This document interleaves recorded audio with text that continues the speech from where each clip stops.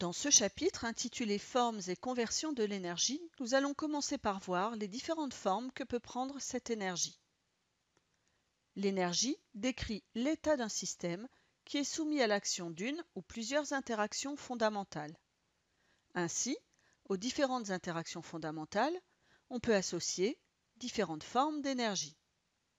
À l'interaction gravitationnelle, on associe l'énergie potentielle de pesanteur. À l'interaction électromagnétique, on pourra associer l'énergie électrique et l'énergie chimique. Et à l'interaction forte, on associe l'énergie nucléaire. Ces interactions peuvent mettre le système en mouvement.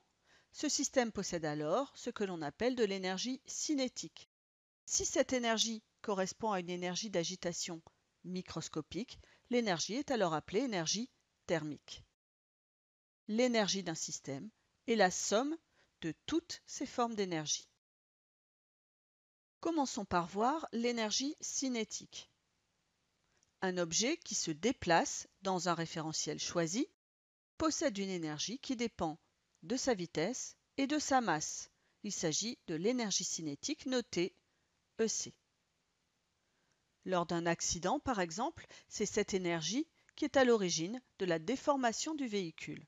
Son expression est donnée par la relation EC égale 1/2 de mv², dans laquelle m correspond à la masse de l'objet en kilogrammes, v à sa vitesse en mètres par seconde, et EC, qui est une énergie, s'exprimera donc en joules.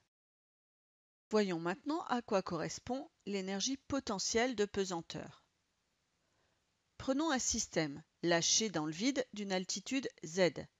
Sa vitesse augmente au cours de la chute. Puisque cette vitesse augmente, ce système acquiert une énergie cinétique qui augmente également. Ce gain d'énergie provient de la conversion d'une autre forme d'énergie qui était stockée par le système du fait de son altitude. Cette forme d'énergie correspond à l'énergie potentielle de pesanteur que l'on note EPP.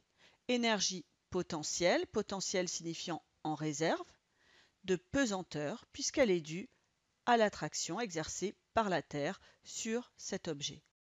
On peut calculer cette énergie potentielle de pesanteur grâce à la relation EPP égale mgz, dans laquelle m est la masse du système en kilogrammes, petit g correspond à l'intensité de pesanteur en newton par kilogramme, z correspond à l'altitude de l'objet en mètres, et EPP, énergie potentielle de pesanteur, s'exprimant donc en joules.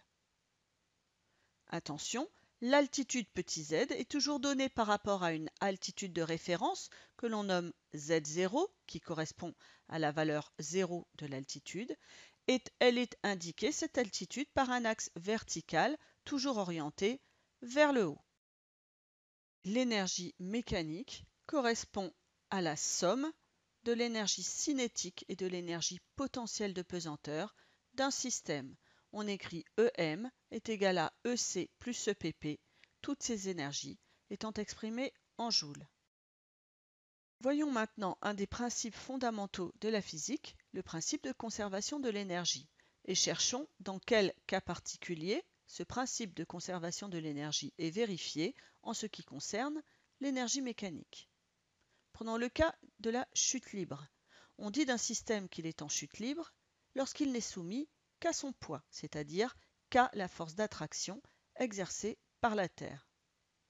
Dans ce cas, son énergie potentielle de pesanteur est intégralement convertie en énergie cinétique au cours de son mouvement. En effet, au fur et à mesure que le système chute, son énergie potentielle de pesanteur décroît, mais sa vitesse augmente, donc son énergie cinétique augmente au cours du mouvement. Nous avons un transfert direct de l'énergie potentielle en énergie cinétique.